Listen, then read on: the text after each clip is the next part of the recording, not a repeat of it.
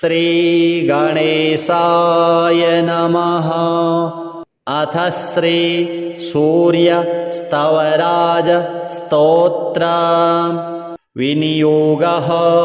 ओम श्री सूर्यस्तवराज स्तोत्रस्य श्री वसिष्ठ ऋषिः अनुष्टुप् छन्दः। श्री सूर्यो देवता सर्वपाप क्षयपूर्वक सर्वरोगोपशमनार्थे पाठे विनियोगः। ऋष्यादिन्यासः। श्री वसिष्ठ ऋषये नमः शिरसि, अनुष्टुप् छन्दसे नमः मुखे, श्री सूर्यदेवाय नमः हृदि, सर्वपाप क्षयपूर्वक सर्वरोगापशमनार्थे पाठे विनियोगाय नमः अंजलौ। ओम रथस्थं चिन्तयेद्भानुं द्विभुजं रक्तवाससे, दाडिमी पुष्पसङ्काशं पद्मादिभिः अलङ्कृतम्। ओम विकर्तनो विवस्वांश्च मार्तण्डो भास्करो रविः, लोकप्रकाशकः श्रीमान् लोकचक्षुग्रहेश्वरः, लोकसाक्षी त्रिलोकेशः, कर्ता हर्ता तमिस्त्रः, तपनः तापनः चैव, शुचिः सप्ताश्ववाहनः, गभस्तिहस्तो ब्रध्नश्च सर्वदेव नमस्कृतः। एकविंशतिः इत्येष स्तव इष्टः सदा मम, श्रीः आरोग्यकरः चैव धनवृद्धियशस्करः, स्तवराज इति ख्यातः त्रिषु लोकेषु विश्रुतः। यः एतेन महाबाहो द्वे सन्ध्ये स्तिमितोदये, स्तौति मां प्रणतो भूत्वा सर्वपापैः प्रमुच्यते। कायिकं वाचिकं चैव मानसं यच्च दुष्कृतम्, एकजप्येन तत्सर्वं प्रणश्यति ममाग्रतः। एकजप्यश्च होमश्च सन्ध्योपासनमेव च, बलिमन्त्रोर्घ्यमन्त्रश्च धूपमन्त्रस्तथैव च, अन्नप्रदाने स्नाने च प्रणिपाति प्रदक्षिणे। पूजितोऽयं महामन्त्रः सर्वव्याधिहरः शुभः। एवम् उक्त्वा तु भगवान् भास्करो जगदीश्वरः आमन्त्र्य कृष्णतनयं तत्रैवान्तरधीयत। साम्बोऽपि स्तवराजेन स्तुत्वा सप्ताश्ववाहनः, पूतात्मा नीरुजः श्रीमान् तस्माद् रोगाद् विमुक्तवान्। श्री सूर्यदेवार्पणमस्तु। ओम रथस्थं चिन्तयेद्भानुं द्विभुजं रक्तवाससे, दाडिमी पुष्पसङ्काशं पद्मादिभिः अलङ्कृतम्। ओम विकर्तनो विवस्वांश्च मार्तण्डो भास्करो रविः, लोकप्रकाशकः श्रीमान् लोकचक्षुग्रहेश्वरः, लोकसाक्षी त्रिलोकेशः, कर्ता हर्ता तमिस्त्रः, तपनः तापनः चैव, शुचिः सप्ताश्ववाहनः, गभस्तिहस्तो ब्रध्नश्च सर्वदेव नमस्कृतः।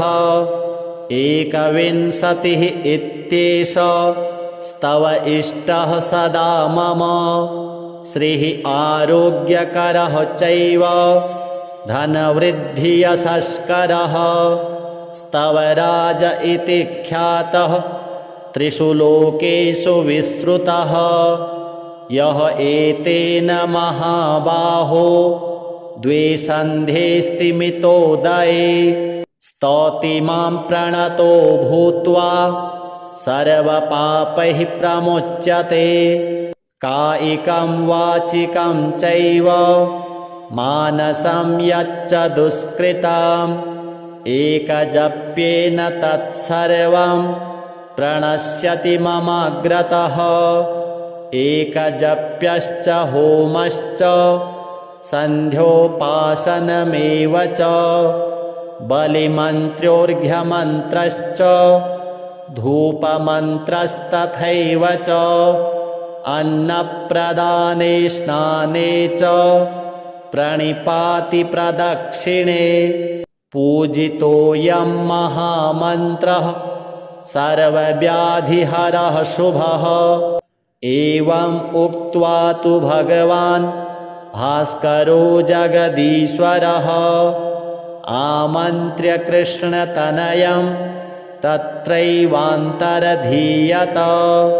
साम्बोऽपि स्तवराजेन स्तुत्वा सप्ताश्ववाहनः पूतात्मानीरुजः श्रीमान् तस्माद् रोगाद् विमुक्तवान् श्रीसूर्यदेवार्पणमस्तु। ॐ रथस्थं चिन्तयेद्भानुं द्विभुजं रक्तवाससे दाडिमी पुष्पसङ्काशं पद्मादिभिः अलङ्कृतम् ॐ विकर्तनो विवस्वांश्च मार्तण्डो भास्करो रविः लोकप्रकाशकः श्रीमान् लोकचक्षुग्रहेश्वरः लोकसाक्षी त्रिलोकेशः कर्ता हर्ता तमिस्त्रः तपनः तापनः चैव शुचिः सप्ताश्ववाहनः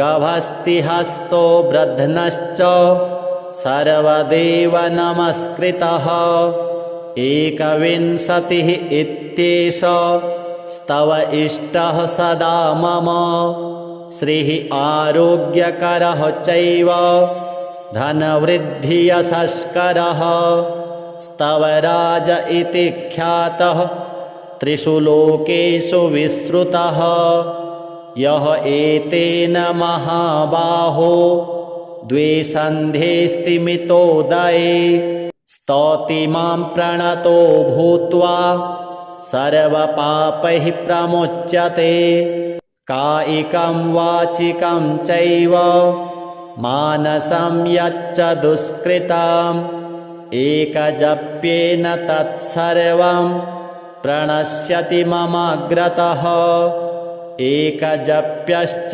होमश्च सन्ध्योपासनमेव च बलिमन्त्रोर्घ्यमन्त्रश्च धूपमन्त्रस्तथैव च अन्नप्रदाने स्नाने च प्रणिपाति प्रदक्षिणे पूजितोऽयं महामन्त्रः सर्वव्याधिहरः शुभः एवम् उक्त्वा तु भगवान् भास्करो जगदीश्वरः आमन्त्र्य कृष्णतनयं तत्रैवान्तरधीयत साम्बोऽपि स्तवराजेन स्तुत्वा सप्ताश्ववाहनः पूतात्मानीरुजः श्रीमान् तस्माद् रोगाद् विमुक्तवान् श्रीसूर्यदेवार्पणमस्तु। ॐ रथस्थं चिन्तयेद्भानुं द्विभुजं रक्तवाससे दाडिमी पुष्पसङ्काशं पद्मादिभिः अलङ्कृतम् ॐ विकर्तनो विवस्वांश्च मार्तण्डो भास्करो रविः लोकप्रकाशकः श्रीमान् लोकचक्षुग्रहेश्वरः लोकसाक्षी त्रिलोकेशः कर्ता हर्ता तमिस्त्रः तपनः तापनः चैव शुचिः सप्ताश्ववाहनः गभस्तिहस्तो ब्रध्नश्च सर्वदेव नमस्कृतः एकविंशतिः इत्येष स्तव इष्टः सदा मम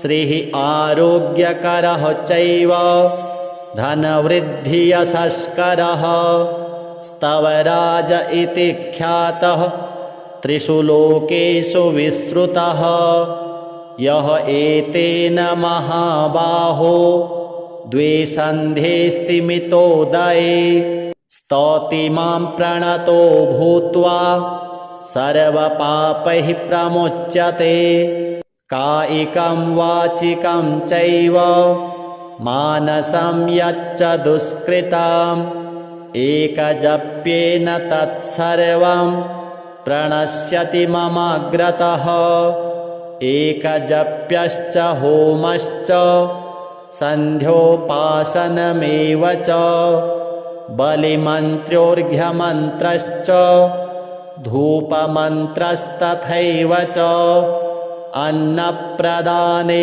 स्नाने च प्रणिपातिप्रदक्षिणे पूजितोऽयं महामन्त्रः सर्वव्याधिहरः शुभः एवम् उक्त्वा तु भगवान् भास्करो जगदीश्वरः आमन्त्र्य कृष्णतनयं तत्रैवान्तरधीयत साम्बोऽपि स्तवराजेन स्तुत्वा सप्ताश्ववाहनः पूतात्मा नीरुजः श्रीमान् तस्माद् रोगाद् विमुक्तवान् श्रीसूर्यदेवार्पणमस्तु ॐ रथस्थं चिन्तयेद्भानुं द्विभुजं रक्तवाससे दाडिमी पुष्पसङ्काशं पद्मादिभिः अलङ्कृतम् ॐ विकर्तनो विवस्वांश्च मार्तण्डो भास्करो रविः लोकप्रकाशकः श्रीमान् लोकचक्षुग्रहेश्वरः लोकसाक्षी त्रिलोकेशः कर्ता हर्ता तमिस्त्रः तपनः तापनः चैव शुचिः सप्ताश्ववाहनः गभस्तिहस्तो ब्रध्नश्च सर्वदेव नमस्कृतः एकविंशतिः इत्येष स्तव इष्टः सदा मम श्रीः आरोग्यकरः चैव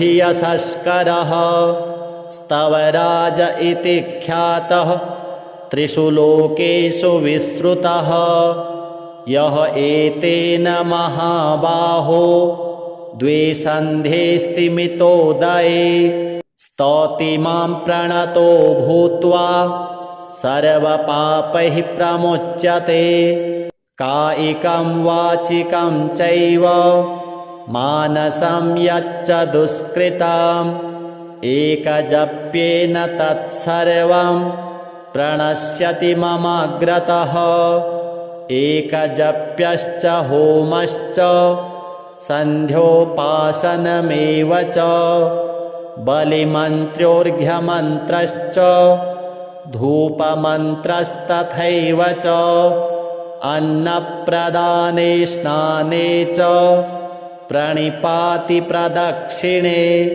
पूजितोऽयं महामन्त्रः सर्वव्याधिहरः शुभः एवम् उक्त्वा तु भगवान् भास्करो जगदीश्वरः आमन्त्र्य कृष्णतनयं तत्रैवान्तरधीयत साम्बोऽपि स्तवराजेन स्तुत्वा सप्ताश्ववाहनः पूतात्मा नीरुजः श्रीमान् तस्माद् रोगाद् विमुक्तवान् श्रीसूर्यदेवार्पणमस्तु ॐ रथस्थं चिन्तयेद्भानुं द्विभुजं रक्तवाससे दाडिमी पुष्पसङ्काशं पद्मादिभिः अलङ्कृतम् ॐ विकर्तनो विवस्वांश्च मार्तण्डो भास्करो रविः लोकप्रकाशकः श्रीमान् लोकचक्षुग्रहेश्वरः लोकसाक्षी त्रिलोकेशः कर्ता हर्ता तमिस्त्रः तपनः तापनः चैव शुचिः सप्ताश्ववाहनः गभस्तिहस्तो ब्रध्नश्च सर्वदेव नमस्कृतः एकविंशतिः इत्येष स्तव इष्टः सदा मम श्रीः आरोग्यकरः चैव धनवृद्धियशस्करः स्तवराज इति ख्यातः त्रिषु लोकेषु विश्रुतः यः एतेन महाबाहो द्वे सन्ध्ये स्तिमितोदये स्तौति मां प्रणतो भूत्वा सर्वपापैः प्रमुच्यते कायिकं वाचिकं चैव मानसं यच्च दुष्कृतम् एकजप्येन तत्सर्वं प्रणश्यति ममाग्रतः एकजप्यश्च होमश्च सन्ध्योपासनमेव च बलिमन्त्रोर्घ्यमन्त्रश्च धूपमन्त्रस्तथैव च अन्नप्रदाने स्नाने च प्रणिपाति प्रदक्षिणे पूजितोऽयं महामन्त्रः सर्वव्याधिहरः शुभः एवम् उक्त्वा तु भगवान् भास्करो जगदीश्वरः आमन्त्र्य कृष्णतनयं तत्रैवान्तरधीयत साम्बोऽपि स्तवराजेन स्तुत्वा सप्ताश्ववाहनः पूतात्मा नीरुजः श्रीमान् तस्माद् रोगाद् विमुक्तवान् श्रीसूर्यदेवार्पणमस्तु ॐ रथस्थं चिन्तयेद्भानुं द्विभुजं रक्तवाससे दाडिमी पुष्पसङ्काशं पद्मादिभिः अलङ्कृतम् ॐ विकर्तनो विवस्वांश्च मार्तण्डो भास्करो रविः लोकप्रकाशकः श्रीमान् लोकचक्षुग्रहेश्वरः लोकसाक्षी त्रिलोकेशः कर्ता हर्ता तमिस्त्रः तपनः तापनः चैव शुचिः सप्ताश्ववाहनः गभस्तिहस्तो ब्रध्नश्च सर्वदेव नमस्कृतः एकविंशतिः इत्येष स्तव इष्टः सदा मम श्रीः आरोग्यकरः चैव धनवृद्धियशस्करः स्तवराज इति ख्यातः त्रिषु लोकेषु विश्रुतः यः एतेन महाबाहो द्वे सन्ध्ये स्तिमितोदये स्तौति मां प्रणतो भूत्वा सर्वपापैः प्रमुच्यते कायिकं वाचिकं चैव मानसं यच्च दुष्कृतम् एकजप्येन तत्सर्वं प्रणश्यति ममाग्रतः एकजप्यश्च होमश्च सन्ध्योपासनमेव च बलिमन्त्रोर्घ्यमन्त्रश्च धूपमन्त्रस्तथैव च अन्नप्रदाने स्नाने च प्रणिपाति प्रदक्षिणे पूजितोऽयं महामन्त्रः सर्वव्याधिहरः शुभः एवम् उक्त्वा तु भगवान् भास्करो जगदीश्वरः आमन्त्र्य कृष्णतनयं तत्रैवान्तरधीयत। साम्बोऽपि स्तवराजेन स्तुत्वा सप्ताश्ववाहनः पूतात्मानीरुजः श्रीमान् तस्माद् रोगाद् विमुक्तवान्। श्रीसूर्यदेवार्पणमस्तु। ॐ रथस्थं चिन्तयेद्भानुं द्विभुजं रक्तवाससे दाडिमी पुष्पसङ्काशं पद्मादिभिः अलङ्कृताम्। ॐ विकर्तनो विवस्वांश्च मार्तण्डो भास्करो रविः लोकप्रकाशकः श्रीमान् लोकचक्षुग्रहेश्वरः लोकसाक्षी त्रिलोकेशः कर्ता हर्ता तमिस्त्रः तपनः तापनः चैव शुचिः सप्ताश्ववाहनः गभस्तिहस्तो ब्रध्नश्च सर्वदेव नमस्कृतः। एकविंशतिः इत्येष स्तव इष्टः सदा मम श्रीः आरोग्यकरः चैव धनवृद्धियशस्करः स्तवराज इति ख्यातः त्रिषु लोकेषु विश्रुतः। यः एतेन महाबाहो द्वे सन्ध्ये स्तिमितोदये स्तौति मां प्रणतो भूत्वा सर्वपापैः प्रमुच्यते। कायिकं वाचिकं चैव मानसं यच्च दुष्कृतम् एकजप्येन तत्सर्वं प्रणश्यति ममाग्रतः। एकजप्यश्च होमश्च सन्ध्योपासनमेव च बलिमन्त्रोर्घ्यमन्त्रश्च धूपमन्त्रस्तथैव च अन्नप्रदाने स्नाने च प्रणिपाति प्रदक्षिणे पूजितोऽयं महामन्त्रः सर्वव्याधिहरः शुभः। एवम् उक्त्वा तु भगवान् भास्करो जगदीश्वरः आमन्त्र्य कृष्णतनयं तत्रैवान्तरधीयत। साम्बोऽपि स्तवराजेन स्तुत्वा सप्ताश्ववाहनः पूतात्मानीरुजः श्रीमान् तस्माद् रोगाद् विमुक्तवान्। श्रीसूर्यदेवार्पणमस्तु। ॐ रथस्थं चिन्तयेद्भानुं द्विभुजं रक्तवाससे दाडिमी पुष्पसङ्काशं पद्मादिभिः अलङ्कृताम्।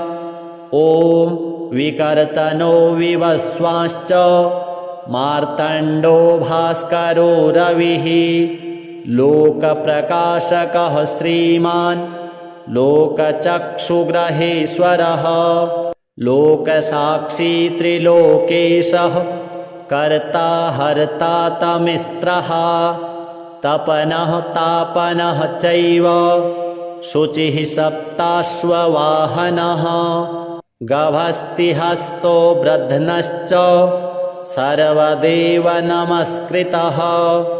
एकविंशतिः इत्येष स्तव इष्टः सदा मम श्रीः आरोग्यकरः चैव धनवृद्धियशस्करः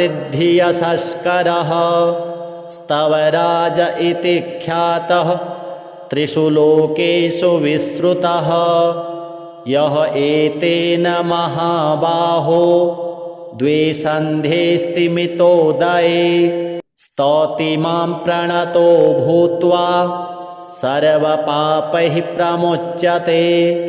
कायिकं वाचिकं चैव मानसं यच्च दुष्कृतम् एकजप्येन तत्सर्वं प्रणश्यति ममाग्रतः एकजप्यश्च होमश्च सन्ध्योपासनमेव च बलिमन्त्रोर्घ्यमन्त्रश्च धूपमन्त्रस्तथैव च अन्नप्रदाने स्नाने च प्रणिपाति प्रदक्षिणे पूजितोऽयं महामन्त्रः सर्वव्याधिहरः शुभः। एवम् उक्त्वा तु भगवान् भास्करो जगदीश्वरः आमन्त्र्य कृष्णतनयं तत्रैवान्तरधीयत। साम्बोऽपि स्तवराजेन स्तुत्वा सप्ताश्ववाहनः पूतात्मा नीरुजः श्रीमान् तस्माद् रोगाद् विमुक्तवान्। श्रीसूर्यदेवार्पणमस्तु। ॐ रथस्थं चिन्तयेद्भानुं द्विभुजं रक्तवाससे दाडिमी पुष्पसङ्काशं पद्मादिभिः अलङ्कृताम्। ॐ विकर्तनो विवस्वांश्च मार्तण्डो भास्करो रविः लोकप्रकाशकः श्रीमान् लोकचक्षुग्रहेश्वरः लोकसाक्षी त्रिलोकेशः कर्ता हर्ता तमिस्त्रः तपनः तापनः चैव शुचिः सप्ताश्ववाहनः गभस्तिहस्तो ब्रध्नश्च सर्वदेव नमस्कृतः। एकविंशतिः इत्येष स्तव इष्टः सदा मम श्रीः आरोग्यकरः चैव धनवृद्धियशस्करः स्तवराज इति ख्यातः त्रिषु लोकेषु विश्रुतः यः एतेन महाबाहो द्वे सन्ध्ये स्तिमितोदये स्तौति मां प्रणतो भूत्वा सर्वपापैः प्रमुच्यते कायिकं वाचिकं चैव मानसं यच्च दुष्कृतम् एकजप्येन तत्सर्वं प्रणश्यति ममाग्रतः एकजप्यश्च होमश्च सन्ध्योपासनमेव च बलिमन्त्रोर्घ्यमन्त्रश्च धूपमन्त्रस्तथैव च अन्नप्रदाने स्नाने च प्रणिपाति प्रदक्षिणे पूजितोऽयं महामन्त्रः सर्वव्याधिहरः शुभः। एवम् उक्त्वा तु भगवान् भास्करो जगदीश्वरः आमन्त्र्य कृष्णतनयं तत्रैवान्तरधीयत। साम्बोऽपि स्तवराजेन स्तुत्वा सप्ताश्ववाहनः पूतात्मा नीरुजः श्रीमान् तस्माद् रोगाद् विमुक्तवान्। श्रीसूर्यदेवार्पणमस्तु। ॐ रथस्थं चिन्तयेद्भानुं द्विभुजं रक्तवाससे दाडिमी पुष्पसङ्काशं पद्मादिभिः अलङ्कृताम्। ॐ विकर्तनो विवस्वांश्च मार्तण्डो भास्करो रविः लोकप्रकाशकः श्रीमान् लोकचक्षुग्रहेश्वरः लोकसाक्षी त्रिलोकेशः कर्ता हर्ता तमिस्त्रः तपनः तापनः चैव शुचिः सप्ताश्ववाहनः गभस्तिहस्तो ब्रध्नश्च सर्वदेव नमस्कृतः एकविंशतिः इत्येष स्तव इष्टः सदा मम श्रीः आरोग्यकरः चैव धनवृद्धियशस्करः स्तवराज इति ख्यातः त्रिषु लोकेषु विश्रुतः यः एतेन महाबाहो द्वे स्तिमितोदये स्तौति मां प्रणतो भूत्वा सर्वपापैः प्रमुच्यते कायिकं वाचिकं चैव मानसं यच्च दुष्कृतम् एकजप्येन तत्सर्वं प्रणश्यति ममाग्रतः एकजप्यश्च होमश्च सन्ध्योपासनमेव च बलिमन्त्रोर्घ्यमन्त्रश्च धूपमन्त्रस्तथैव च अन्नप्रदाने स्नाने च प्रणिपाति प्रदक्षिणे पूजितोऽयं महामन्त्रः सर्वव्याधिहरः शुभः एवम् उक्त्वा तु भगवान् भास्करो जगदीश्वरः आमन्त्र्य कृष्णतनयं तत्रैवान्तरधीयत साम्बोऽपि स्तवराजेन स्तुत्वा सप्ताश्ववाहनः पूतात्मा नीरुजः श्रीमान् तस्माद् रोगाद् विमुक्तवान् श्रीसूर्यदेवार्पणमस्तु। ॐ रथस्थं चिन्तयेद्भानुं द्विभुजं रक्तवाससे दाडिमी पुष्पसङ्काशं पद्मादिभिः अलङ्कृतम् ॐ विकर्तनो विवस्वांश्च मार्तण्डो भास्करो रविः लोकप्रकाशकः श्रीमान् लोकचक्षुग्रहेश्वरः लोकसाक्षी त्रिलोकेशः कर्ता हर्ता तमिस्त्रः तपनः तापनः चैव शुचिः सप्ताश्ववाहनः गभस्तिहस्तो ब्रध्नश्च सर्वदेवनमस्कृतः एकविंशतिः इत्येष स्तव इष्टः सदा मम श्रीः आरोग्यकरः चैव धनवृद्धियशस्करः स्तवराज इति ख्यातः त्रिषु लोकेषु विश्रुतः यः एतेन महाबाहो द्वे स्तिमितोदये स्तौति मां प्रणतो भूत्वा सर्वपापैः प्रमुच्यते कायिकं वाचिकं चैव मानसं यच्च दुष्कृतम् एकजप्येन तत्सर्वं प्रणश्यति ममाग्रतः एकजप्यश्च होमश्च सन्ध्योपासनमेव च बलिमन्त्रोर्घ्यमन्त्रश्च धूपमन्त्रस्तथैव च अन्नप्रदाने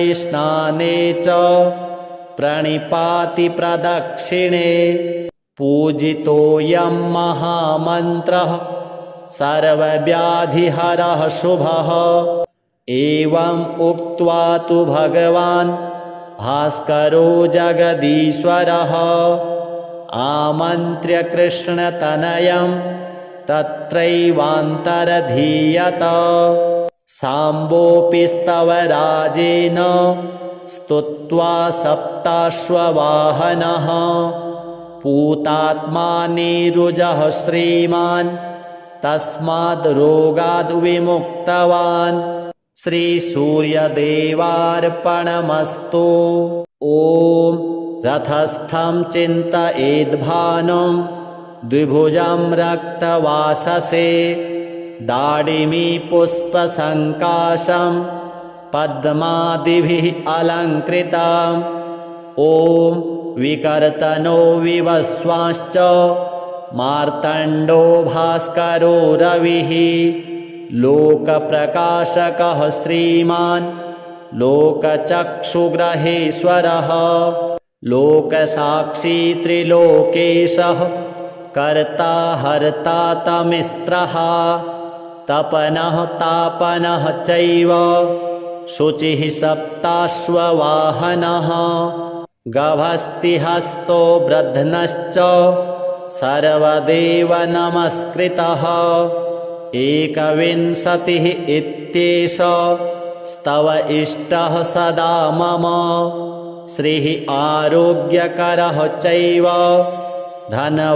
धनवृद्धियशस्करः स्तवराज इति ख्यातः त्रिषु लोकेषु विश्रुतः यः एतेन महाबाहो द्वे सन्ध्ये स्तिमितोदये स्तौति मां प्रणतो भूत्वा सर्वपापैः प्रमुच्यते कायिकं वाचिकं चैव मानसं यच्च दुष्कृतम् एकजप्येन तत्सर्वं प्रणश्यति ममाग्रतः एकजप्यश्च होमश्च सन्ध्योपासनमेव च बलिमन्त्रोर्घ्यमन्त्रश्च धूपमन्त्रस्तथैव च अन्नप्रदाने स्नाने च प्रणिपातिप्रदक्षिणे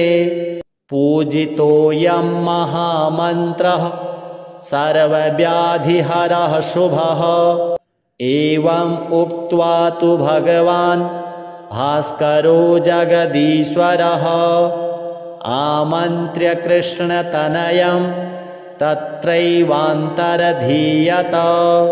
साम्बोऽपि स्तवराजेन स्तुत्वा सप्ताश्ववाहनः पूतात्मा नीरुजः श्रीमान् तस्माद् रोगाद् विमुक्तवान् श्रीसूर्यदेवार्पणमस्तु ॐ रथस्थं चिन्तयेद्भानुं द्विभुजं रक्तवाससे दाडिमी पुष्पसङ्काशं पद्मादिभिः अलङ्कृतम् ॐ विकर्तनो विवस्वांश्च मार्तण्डो भास्करो रविः लोकप्रकाशकः श्रीमान् लोकचक्षुग्रहेश्वरः लोकसाक्षी त्रिलोकेशः कर्ता हर्ता तमिस्त्रः तपनः तापनः चैव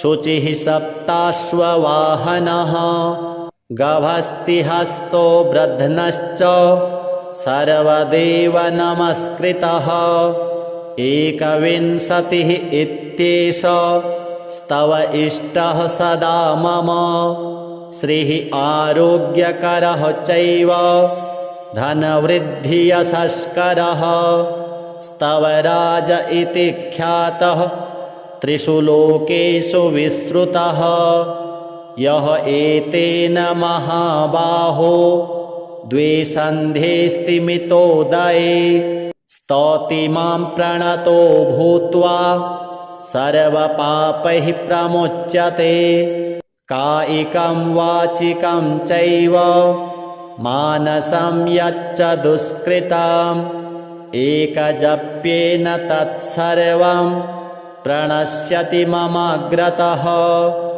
एकजप्यश्च होमश्च सन्ध्योपासनमेव च बलिमन्त्रोर्घ्यमन्त्रश्च धूपमन्त्रस्तथैव च अन्नप्रदाने स्नाने च प्रणिपातिप्रदक्षिणे पूजितोऽयं महामन्त्रः सर्वव्याधिहरः शुभः एवम् उक्त्वा तु भगवान् भास्करो जगदीश्वरः आमन्त्र्य कृष्णतनयं तत्रैवान्तरधीयत साम्बोऽपि स्तवराजेन स्तुत्वा सप्ताश्ववाहनः पूतात्मा नीरुजः श्रीमान् तस्माद् रोगाद् विमुक्तवान्। श्रीसूर्यदेवार्पणमस्तु। ॐ रथस्थं चिन्तयेद्भानुं द्विभुजं रक्तवाससे दाडिमी पुष्पसङ्काशं पद्मादिभिः अलङ्कृतम्। ॐ विकर्तनो विवस्वांश्च मार्तण्डो भास्करो रविः लोकप्रकाशकः श्रीमान् लोकचक्षुग्रहेश्वरः लोकसाक्षी त्रिलोकेशः कर्ता हर्ता तमिस्त्रः तपनः तापनः चैव शुचिः सप्ताश्ववाहनः गभस्तिहस्तो ब्रध्नश्च सर्वदेव नमस्कृतः। एकविंशतिः इत्येष स्तव इष्टः सदा मम श्रीः आरोग्यकरः चैव धनवृद्धियशस्करः स्तवराज इति ख्यातः त्रिषु लोकेषु विश्रुतः यः एतेन महाबाहो द्वे सन्ध्ये स्तिमितोदये स्तौति मां प्रणतो भूत्वा सर्वपापैः प्रमुच्यते कायिकं वाचिकं चैव मानसं यच्च दुष्कृतम् एकजप्येन तत्सर्वं प्रणश्यति ममाग्रतः एकजप्यश्च होमश्च सन्ध्योपासनमेव च बलिमन्त्रोर्घ्यमन्त्रश्च धूपमन्त्रस्तथैव च अन्नप्रदाने स्नाने च प्रणिपातिप्रदक्षिणे पूजितोऽयं महामन्त्रः सर्वव्याधिहरः शुभः। एवम् उक्त्वा तु भगवान् भास्करो जगदीश्वरः आमन्त्र्य कृष्णतनयं तत्रैवान्तरधीयत साम्बोऽपि स्तवराजेन स्तुत्वा सप्ताश्ववाहनः पूतात्मा नीरुजः श्रीमान् तस्माद् रोगाद् विमुक्तवान्। श्रीसूर्यदेवार्पणमस्तु। ॐ रथस्थं चिन्तयेद्भानुं द्विभुजं रक्तवाससे दाडिमी पुष्पसङ्काशं पद्मादिभिः अलङ्कृतम्। ॐ विकर्तनो विवस्वांश्च मार्तण्डो भास्करो रविः लोकप्रकाशकः श्रीमान् लोकचक्षुग्रहेश्वरः लोकसाक्षी त्रिलोकेशः कर्ता हर्ता तमिस्त्रः तपनः तापनः चैव शुचिः सप्ताश्ववाहनः गभस्तिहस्तो ब्रध्नश्च सर्वदेव नमस्कृतः एकविंशतिः इत्येष स्तव इष्टः सदा मम श्रीः आरोग्यकरः चैव धनवृद्धियशस्करः स्तवराज इति ख्यातः त्रिषु लोकेषु विश्रुतः यः एतेन महाबाहो द्वे सन्ध्ये स्तिमितोदये स्तौति मां प्रणतो भूत्वा सर्वपापैः प्रमुच्यते कायिकं वाचिकं चैव मानसं यच्च दुष्कृतम् एकजप्येन तत्सर्वं प्रणश्यति ममाग्रतः एकजप्यश्च होमश्च सन्ध्योपासनमेव च बलिमन्त्रोर्घ्यमन्त्रश्च धूपमन्त्रस्तथैव च अन्नप्रदाने स्नाने च प्रणिपातिप्रदक्षिणे पूजितोऽयं महामन्त्रः सर्वव्याधिहरः शुभः। एवम् उक्त्वा तु भगवान् भास्करो जगदीश्वरः आमन्त्र्य कृष्णतनयं तत्रैवान्तरधीयत। साम्बोऽपि स्तवराजेन स्तुत्वा सप्ताश्ववाहनः पूतात्मा नीरुजः श्रीमान् तस्माद् रोगाद् विमुक्तवान्। श्रीसूर्यदेवार्पणमस्तु। ॐ रथस्थं चिन्तयेद्भानुं द्विभुजं रक्तवाससे दाडिमी पुष्पसङ्काशं पद्मादिभिः अलङ्कृताम्। ॐ विकर्तनो विवस्वांश्च मार्तण्डो भास्करो रविः लोकप्रकाशकः श्रीमान् लोकचक्षुग्रहेश्वरः लोकसाक्षी त्रिलोकेशः कर्ता हर्ता तमिस्त्रः तपनः तापनः चैव शुचिः सप्ताश्ववाहनः गभस्तिहस्तो ब्रध्नश्च सर्वदेव नमस्कृतः। एकविंशतिः इत्येष स्तव इष्टः सदा मम श्रीः आरोग्यकरः चैव धनवृद्धियशस्करः स्तवराज इति ख्यातः त्रिषु लोकेषु विश्रुतः। यः एतेन महाबाहो द्वे सन्ध्ये स्तिमितोदये स्तौति मां प्रणतो भूत्वा सर्वपापैः प्रमुच्यते। कायिकं वाचिकं चैव मानसं यच्च दुष्कृतम् एकजप्येन तत्सर्वं प्रणश्यति ममाग्रतः। एकजप्यश्च होमश्च सन्ध्योपासनमेव च बलिमन्त्रोर्घ्यमन्त्रश्च धूपमन्त्रस्तथैव च अन्नप्रदाने स्नाने च प्रणिपातिप्रदक्षिणे पूजितोऽयं महामन्त्रः सर्वव्याधिहरः शुभः।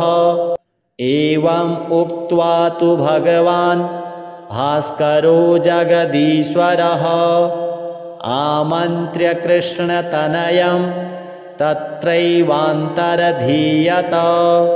साम्बोऽपि स्तवराजेन स्तुत्वा सप्ताश्ववाहनः पूतात्मा नीरुजः श्रीमान् तस्माद् रोगाद् विमुक्तवान्।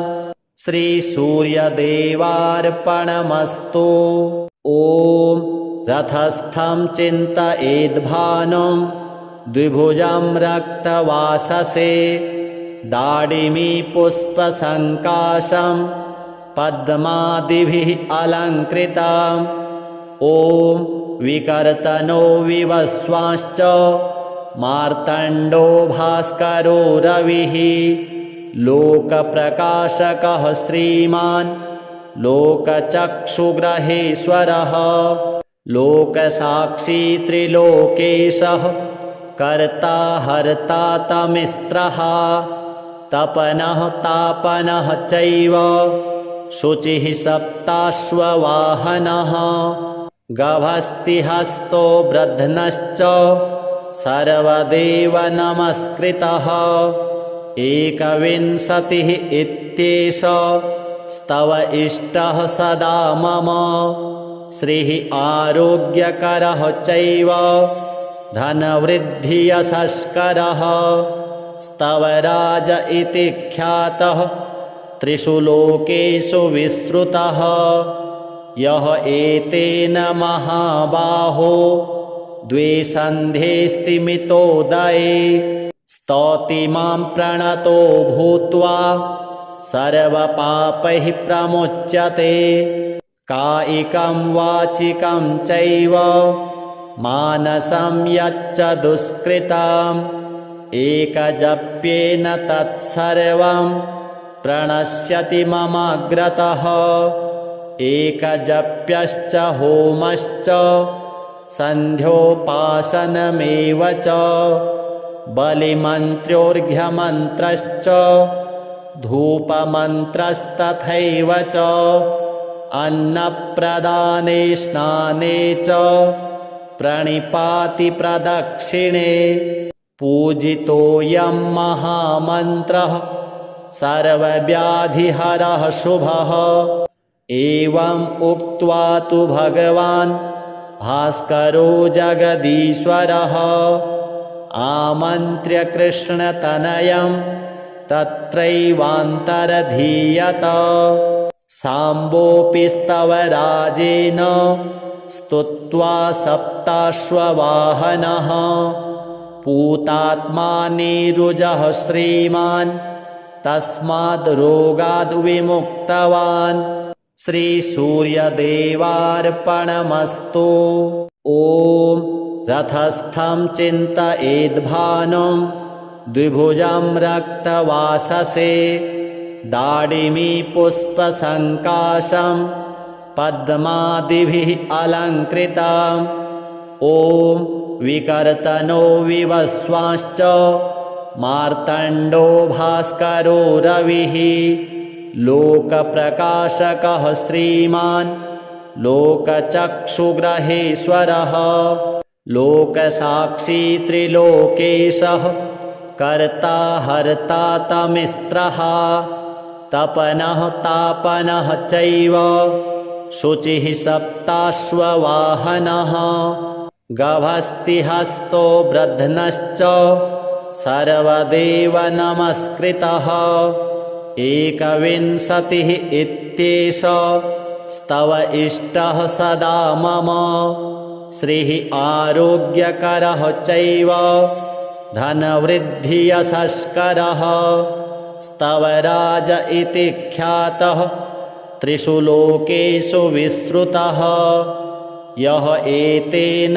महाबाहो द्वे सन्ध्ये स्तिमितोदये स्तौति मां प्रणतो भूत्वा सर्वपापैः प्रमुच्यते कायिकं वाचिकं चैव मानसं यच्च दुष्कृतम् एकजप्येन तत्सर्वं प्रणश्यति ममाग्रतः एकजप्यश्च होमश्च सन्ध्योपासनमेव च बलिमन्त्रोर्घ्यमन्त्रश्च धूपमन्त्रस्तथैव च अन्नप्रदाने स्नाने च प्रणिपाति प्रदक्षिणे पूजितोऽयं महामन्त्रः सर्वव्याधिहरः शुभः। एवम् उक्त्वा तु भगवान् भास्करो जगदीश्वरः आमन्त्र्य कृष्णतनयं तत्रैवान्तरधीयत। साम्बोऽपि स्तवराजेन स्तुत्वा सप्ताश्ववाहनः पूतात्मा नीरुजः श्रीमान् तस्माद् रोगाद् विमुक्तवान्। श्रीसूर्यदेवार्पणमस्तु। ॐ रथस्थं चिन्तयेद्भानुं द्विभुजं रक्तवाससे दाडिमी पुष्पसङ्काशं पद्मादिभिः अलङ्कृतम्।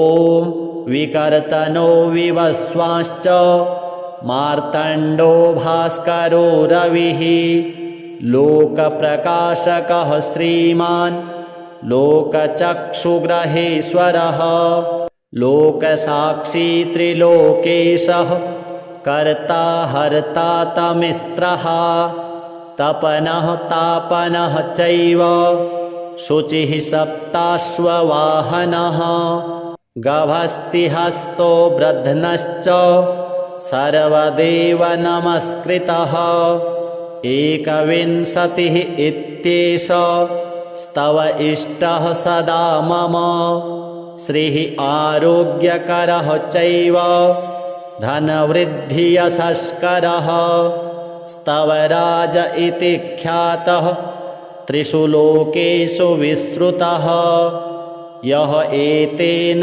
महाबाहो द्वे सन्ध्ये स्तिमितोदये स्तौति मां प्रणतो भूत्वा सर्वपापैः प्रमुच्यते कायिकं वाचिकं चैव मानसं यच्च दुष्कृतम् एकजप्येन तत्सर्वं प्रणश्यति ममाग्रतः एकजप्यश्च होमश्च सन्ध्योपासनमेव च बलिमन्त्रोर्घ्यमन्त्रश्च धूपमन्त्रस्तथैव च अन्नप्रदाने स्नाने च प्रणिपाति प्रदक्षिणे पूजितोऽयं महामन्त्रः सर्वव्याधिहरः शुभः एवम् उक्त्वा तु भगवान्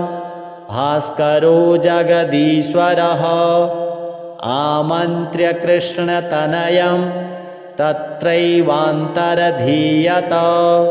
साम्बोऽपि स्तवराजेन स्तुत्वा सप्ताश्ववाहनः पूतात्मा नीरुजः श्रीमान् तस्माद् रोगाद् विमुक्तवान् श्रीसूर्यदेवार्पणमस्तु ॐ रथस्थं चिन्तयेद्भानुं द्विभुजं रक्तवाससे दाडिमी पुष्पसङ्काशं पद्मादिभिः अलङ्कृताम् ॐ विकर्तनो विवस्वांश्च मार्तण्डो भास्करो रविः लोकप्रकाशकः श्रीमान् लोकचक्षुग्रहेश्वरः लोकसाक्षी त्रिलोकेशः कर्ता हर्ता तमिस्त्रः तपनः तापनः चैव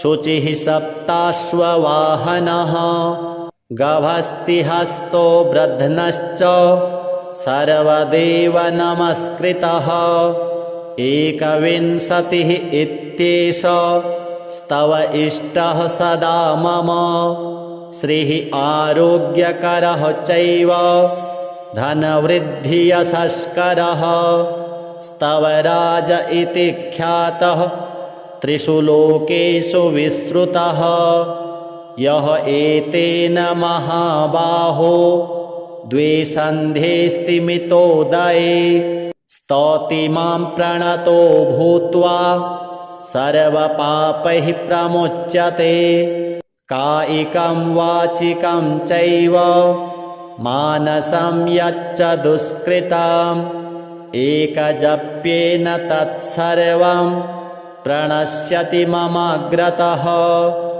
एकजप्यश्च होमश्च सन्ध्योपासनमेव च बलिमन्त्रोर्घ्यमन्त्रश्च धूपमन्त्रस्तथैव च अन्नप्रदाने स्नाने च प्रणिपाति प्रदक्षिणे पूजितोऽयं महामन्त्रः सर्वव्याधिहरः शुभः एवम् उक्त्वा तु भगवान् भास्करो जगदीश्वरः आमन्त्र्य कृष्णतनयं तत्रैवान्तरधीयत साम्बोऽपि स्तवराजेन स्तुत्वा सप्ताश्ववाहनः पूतात्मा नीरुजः श्रीमान् तस्माद् रोगाद् विमुक्तवान् श्रीसूर्यदेवार्पणमस्तु।